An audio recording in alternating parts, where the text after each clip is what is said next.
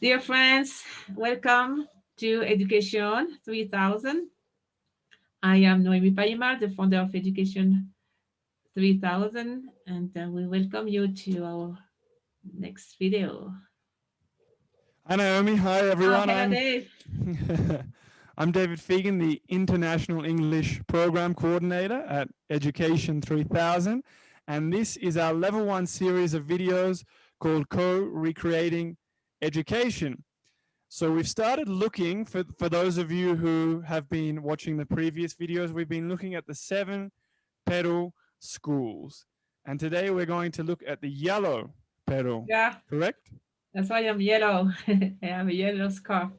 And the yellow petal is beautiful. It's all the subject. Of course, we are at school, we want to learn, but to learn in a different way. So let's see how we can improve this part of, I would say, to learn, of course, yes, but it has to be definitely not to memorize, but to have fun and to grow as a human being. Can you see my screen? I can see it I nice want and clear. it a little bit bigger. So we call it the second petal. This is a yellow petal. Remember, the 7 petal school layout is by colors. And I really like this. I like all the petals, Dave. But this one, can we just remind everybody about the 7 petal school? Sure. So the 7 Petal Schools for Peace is a cutting edge, comprehensive, and dynamic educational proposal created by Education 3000. It presents 7 petals, which we can see there on the right, Mhm. or 7 pedagogical areas for the harmonious development of the human being and for a durable culture of peace. And again, for those people who are tuning in maybe for the first or second time, all of these videos are on our YouTube channel, so you can check out the previous videos to have a bit more context. And maybe we can review them quickly. The first one, and we already made the video about it. We already recorded. It's physical and kinesthetic development, pure movement, and pure healthy body. And then The in second one is articulated cognitive development, which we're going to be looking at in this video. this is today's subject.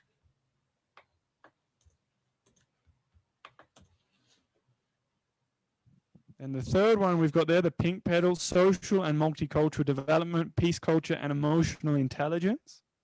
Extremely important as well. The fourth one, the white petal, aesthetic development, arts, geometry, and bioarchitecture. The fifth one, Naomi, what have we got there? The green petal. Green, it's straightforward. It has to be ecological development and as well clean energy systems to have clean energy source. And we learn that inside the school from early age. And the sixth one, the red petal, is hands-on development and applied sciences. And finally, You do. number 7, personal development and self sciences. To know thyself, to know oneself. So today we go straight to the yellow, the beautiful yellow. Articulated cognitive development. So what does that mean, Naomi? So it's all the topics like math. I mean, usually that's supposedly it's supposed to be hard to teach or to learn, but it's not true. So it would be topic like math, physics, chemistry, astronomy, but all these beautiful subjects should be articulated and taught or approached in a completely different way. For instance, all that. Yeah, so we can see cognitive learning. It's fun, it's creative, it involves teamwork, it's well articulated, it's contextual, it's multicultural. We've also got KTK, so kids teaching kids, and we saw in the previous videos an example, a very successful example of that in Russia. Yes. It involves a good academic level, and it also involves self-taught or autodidactic children. Yes, Dave. Remember when we saw the characteristics of the children, the video number 2, we saw, and we'll have some stats done on that. that 80% of the children, especially when they are small, they love to learn by themselves. They are self-taught, self-didactic or autodidactic. And we have to use that in the learning process, because there is no point in that case to provide knowledge if it's more fun for them and it's more pedagogical to be self-taught and to learn what you like and to do your research, I mean, and to then after that to share it, and then to, I mean, your when you do that, your motivation is much higher and you are more creative and you learn much more. And the other one is articulated. Like, it's not only math, it's math in context. So how can I use math in economy? I want to build a tree house. So how can I measure? It's all with and in context, of course. So you can apply as well, and it's so much fun. So contextual and very clearly taught. Nice. And this is some techniques. I'm sure most of the teachers, you know them, but it's nice to review that. It's very important to focus on this kind of teaching nowadays. Yeah, so we've got STEM, science, technology, engineering, and mathematics together. STEAM, which is what we just mentioned, but including art. We've got solution-based learning, project-based learning, team building, Neuroflash 3000, which are techniques based on the extreme speed of the right hemisphere of the brain. So some studies by Dr. Shishida and Glenn Deman. And we've looked at some of this before, and we'll give a little bit of a reminder about the velocity of the brain as well. And also extraocular vision. So some of these themes, I mean, our viewers can obviously research these as they wish on the internet, but what are some of the ones that maybe you want to clarify or give a little bit more detail about, Naomi? Yeah, what is the difference with solution-based learning and project-based learning, for instance? A project, of course, is you do the project, you have an idea, and please, it has to be the project the children or the young people they want to do.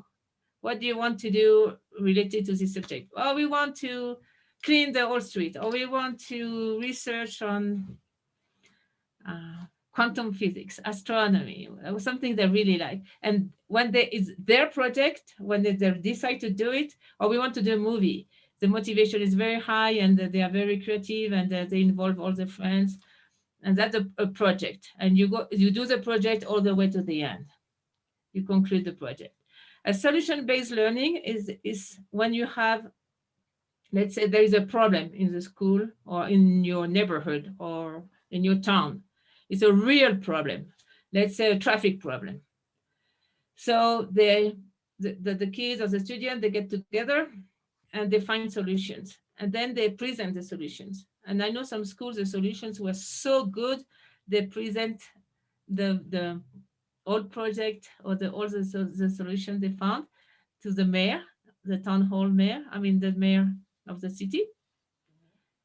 And it was approved, and they could do it inside the town. It was about traffic, I remember. And the other Perfect. one I So know was about cleaning the street. So they involved the policeman because they had to stop the traffic. So there are really, and then they cleaned everything, and the neighbors were helping. So it's like to know the real life and to know you can always find solution and llevarle a cabo, do it, implement. So I and think it's very good for the students to be involved. a very good reminder as well that, you know, it's not just adults who think of solutions, right? Yes, yes, that's the idea. Then we will see some more about Neuroflash. And first, we want to talk about creativity. So something important to remember, always encourage it. Always encourage creativity and lateral thinking. Yes, because sometimes, oh no, this is not correct. Oh no, you won't find a solution that way. But let them explore, and then they will find some. They will learn anyway, if it is work or if it works or if it doesn't work. It's learning anyway. You know, and then you are responsible of what you want to do. And lateral thinking, we talked about it previously, but it's so important. It's to find solution A, B, C, D, and to know you can do it. And it requires a very positive mindset and a lot of self-esteem as well. And that's, I would say, the thinking many or most of the children they will present nowadays. So it's very important. Lateral thinking, not only critical thinking, but to propose, propositive. How do you say it's propositive when you propose something positively? Like you propose something, like Yeah. a proposal. Yes, yes, yes. You don't complain or you don't, I do say,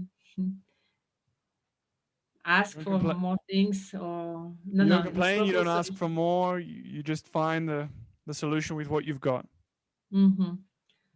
So it's from a complaining society we go to an active and responsible society. This is the idea with the lateral thinking, and it has to be fun, fun, fun, fun, fun.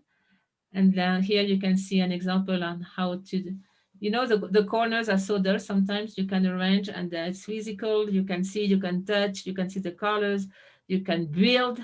This is what I mean by an active education. And of course, all the children, they love it. And high school too, and university too. It has to be the same principles.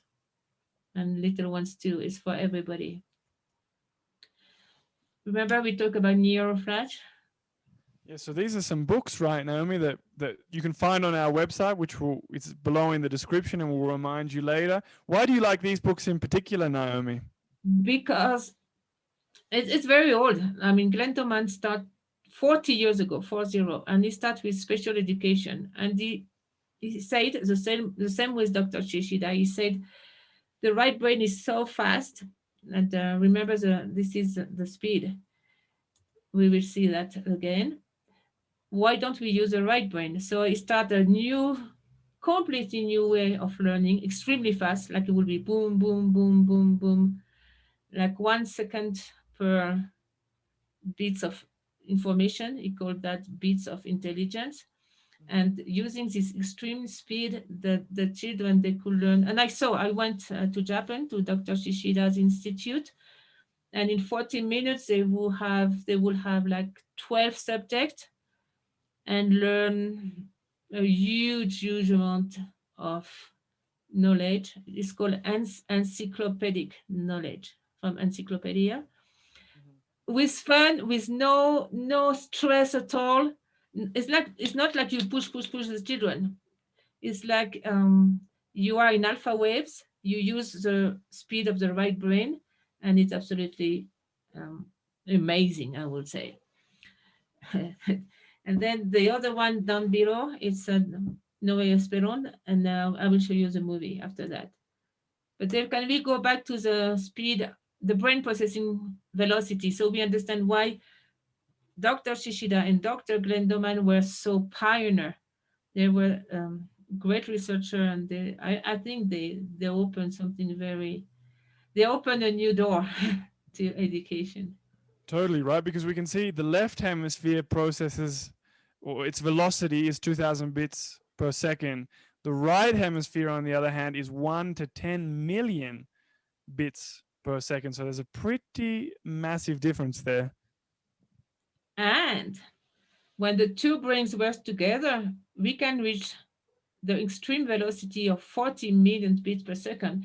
So again, we can't ignore those data. The idea is to recuperate the capacities of the brain and the speed of the brain. So, Dave, some teachers tell me, Noemi, they don't pay attention. They are all over the place. I have to go. I will go more slowly, slower. I will go slower.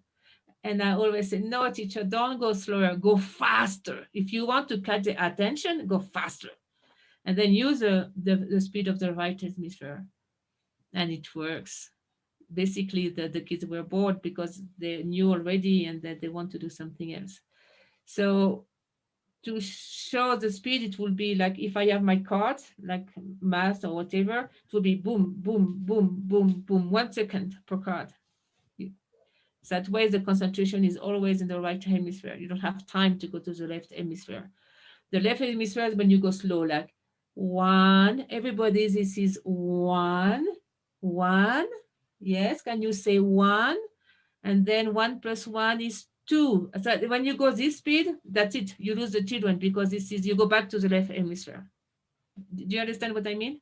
Yeah, and I do understand, and obviously for our viewers at home as well, obviously this is a mythology that's been developed. If it sounds a little bit crazy or like you're thinking how, there is a mythology where we're giving you just a little bit of a summary, but there is a lot of science and there is a way to do it as well. Yes, actually, Dr. Shishida wrote 28 books. I mean, he did a lot of research on the right hemisphere of the brain. And neuroscience too now is discovering beautiful, beautiful capacity of our brain, and the brain and the heart and the brain and the entire glandular system. It's a beautiful, incredible bio piece of bioengineering, and the DNA. No, I mean, in awe. Ancestral writing and ancestral reading, the kids, they love it. Try to find something from Egypt, from your local culture, and before they do ABC, try to capture their enthusiasm with ancestral writing. They love it. And then they want to learn how to write and read. You see, we do it reverse. This one, have you heard about the school where they write with both hands? Just a little bit, just a tiny bit. But we're going to watch a video about it, right? Yeah, this is from India. And this is a school in quite of a poor sector. And they do this amazing work where every child is ambidextrous. This is incredible because this is a proof when you use both hands, you use both hemisphere. You have to, because one hand is linked to your hemisphere. I mean, my right hand is linked to my left hemisphere, and my left hand is linked to my right hemisphere. So when you do both, you can reach a speed of 40 million beats per second. So let's watch the video, and it's in English.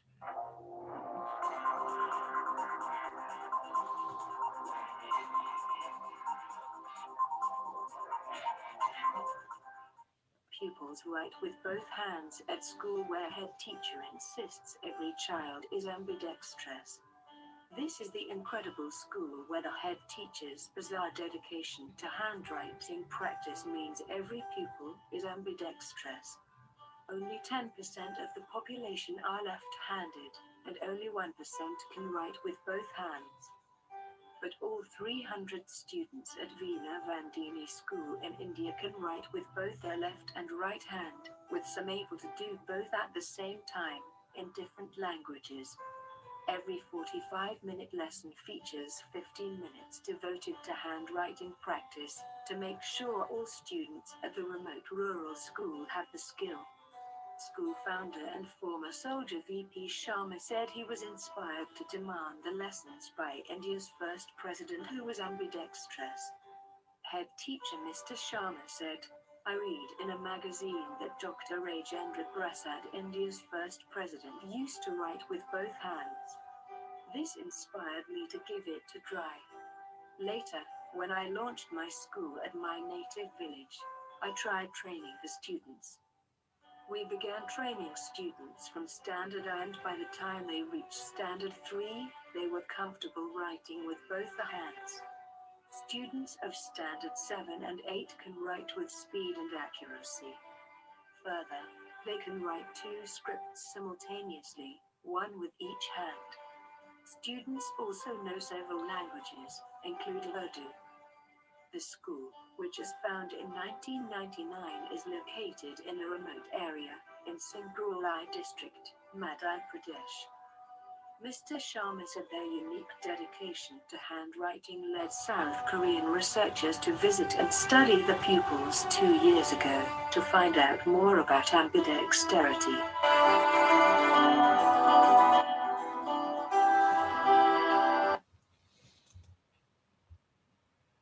Pretty amazing. Yeah. Yeah. It's, I mean, to force, and plus on the top of all, to force a child to write with the right hand is not pedagogical. And we have to let the left hand people write with the left hand. That's one step. But to have both hand, this is genius. This is beautiful. And actually, many painters and many people they are now. It's kind of the fashion to work with both hand. I know some people that do it on purpose. That's one thing. But then they are going to be more flabbergasted as well.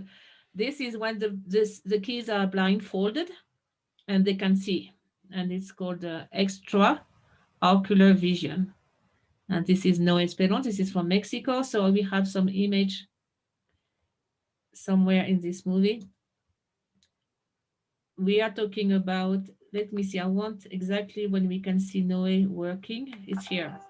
See, this is a school in Mexico. It's a public school. So they did a program with 360 students.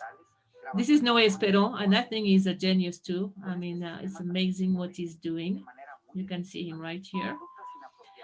Because it's not only to see blindfolded, which is called extraocular vision, but then there is a whole therapeutic method. He said there is 220 patterns that they are deleted or erased with the method, like emotional issues, abusing, violence, a sense of poverty, lack of confidence, the ancestral memory, lack of conquest or war, or the fear of the grandparents. So the method take care of that, will heal that, and then they will see basically through the frontal lobe, and they do a bunch of exercise, and then the academic level will go up.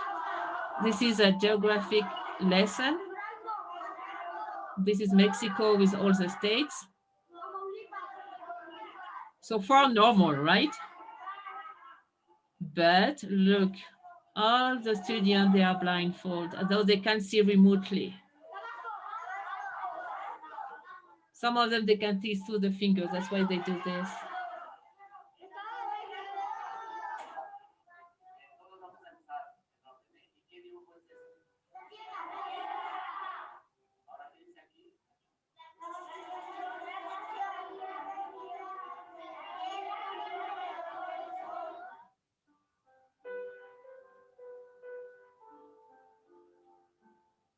So this is true. I know this method. I saw it myself, and it's impressive. It can be done to children from 6 to 10 years old. And then the violence and the social skills improves a lot, and ethic, and as well all they learn much faster as well.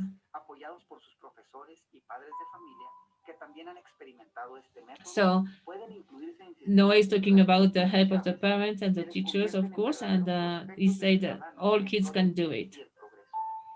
And this is something we can incorporate in the future in education. I'm not talking about now. Remember, we had the phases 1, 2, and 3. Remember when we saw the tools?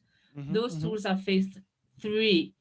Because first we have to do all the petals, and we have to do the emotional intelligence development, and we have to do the peace culture program. But after, we can consider all these new tools. And this is only the beginning, to my views. So some pretty amazing stuff there, Naomi. Pretty incredible. And for our viewers, if you want a little bit more information, maybe you're, I don't know, maybe you didn't believe it, or you want to know more, check it out, obviously on the web. But we've got a lot of videos on YouTube. We've got lots of resources on our website. You can also get in touch via Facebook or email. Send us to our Gmail account. All of these are below in the description. And we hope you enjoyed the video about the yellow petal. Ah, yes, We looked at yellow today. petal. And let's see, I want to finish with us here. Yes, that was a yellow petal. I want to remind you, all the petals are linked together. But sometimes it's nice to know there is at least 7 levels of development we have to take care of, and have the ability to mix with your own curricula, mix with your own activities and necessities of your country or local place. And it's now the art of teaching, it's the art of blending all that together and enjoy it and have fun. And so the next video, which petal are we going to look at in the next one, Ah, Naomi? yes, number 3, right? So we Color, go to what does it mean? petal. Pink petal, social skills, peace culture, emotional intelligence, of course. So we Perfect. see you on the next video. In the next video. On. Bye, everyone. Thank you, Bye bye. Naomi. Thank you, Dave. Thank you, everybody.